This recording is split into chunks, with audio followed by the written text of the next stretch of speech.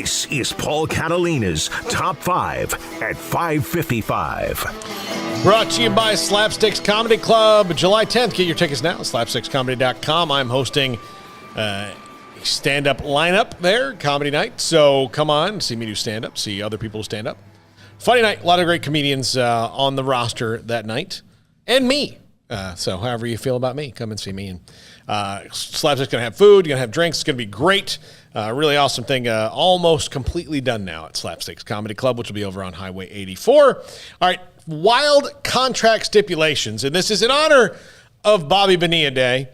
Bobby Bonilla, who has two different teams paying him two different annuities until, forever almost, it seems. Number 5, this is the Arizona Diamondbacks, did this with Troy Glaus. Troy Glaus's wife got $250,000 a year for equestrian training. Wow, I did not know that. They were paying her $250,000 a year for equestrian training. Didn't know that. Just to sign him. Yeah. Just to sign him. We'll pay your wife to train horses. $250,000 to train horses just so we can have you play baseball for us. Yes. Okay. I'm surprised that actually hasn't happened more often, I guess. That they do like the super personal contract stipulation for the wife's business or whatever. Yeah. Number 4, Ronaldo. $1 billion, 1 billion euros, $1.4 billion, 1 billion euros in his release clause if you wanted to negotiate with him. If you wanted him to come to your team, you had to pay them 1 billion euros. Well, that's definitely a reason not to. Yes, which is why being a European soccer player is maybe, or just an international soccer star. The Japan is League the best. Yeah, is the best draw you can get as an athlete. Well, we mentioned what's his name, Messi. That's when the Rangers got Yu Darvish, they had to pay some million dollar fee just to have the rights to negotiate with him. They had to get the rights to get him, then they had to pay for the rights to negotiate with him. Yeah, exactly. Well, I mean, going back to Ronaldo and this £1 billion release clause, the club president back then said that it was not. It was not there to be paid. That was not there to be paid. It was there to be sold or negotiated. So yeah, it's just stipulation to, like, if you're really interested, you better come with some heavy duty, dealings right up front, because if not, that's the alternative. But yeah, they didn't want to do that, but that was just like a precautionary thing. But still noteworthy. And he is gone now. Yeah.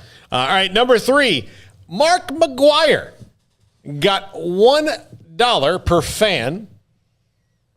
Over $2.8 million that came to the stadium to see the Cardinals in 1999. The year that he broke the record? The year after. Or when he signed this, because he had got traded to the Cardinals. So when he signed his extension with them. So how many did they draw the next year, they went to 3.4. So he made like $600,000. That's a neat little twist. Yeah, I think that makes sense, though. Yeah, they were showing up for him. Yeah. They were showing up for him. It's like you get points on, like boxers get points, or UFC. One of the things UFC fighters really try to get, I think McGregor is probably one of the only ones that's able to get it, but get points on pay-per-view sales.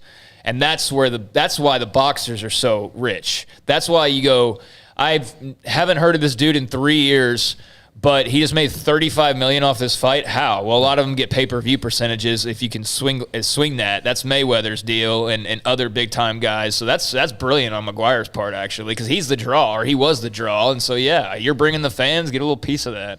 Number 2, Kevin Brown's family got chartered flights from Macon, Georgia, where he lived, to Los Angeles as many times a year as he wanted, and he was making $105 million.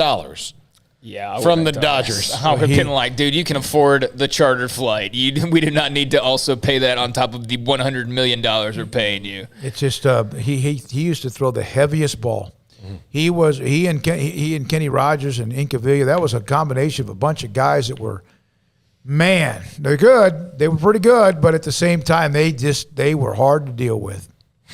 Kevin Brown was famously cantankerous. Went to Baltimore after Texas? And L.A. and a couple other places. I don't know if he ever came back to Texas either. San Diego, I think. I doubt he ever came back to Arlington unless it was on another team. Yeah. And number 1. Kenny Rogers did, but not Brown. In the annuity business, people talk about Bobby Benitez all the time. But Steve Young still gets money, although less than he thought, from the LA Express, and they have not been in existence for 35 years. How much does he get? Well, he gets a couple million, but every year. Yeah, and so they sold him. They're going to pay him $25 million when he came out of BYU. So obviously he went there and he was the best player, the best quarterback in the USFL.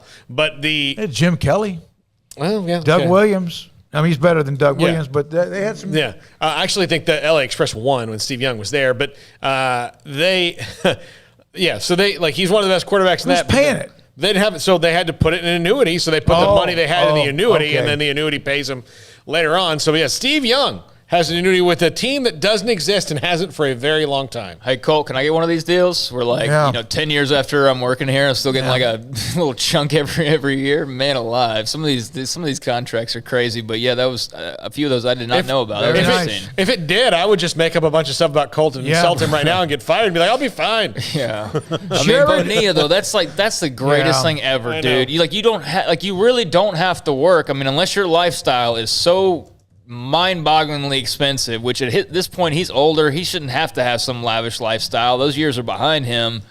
But man, just get a $2 million deposit every summer. Yeah. Could you imagine just telling your grandkids 30 years? Like you can tell them hey, listen, on July 1st, I'm going to get a check for $1 million plus.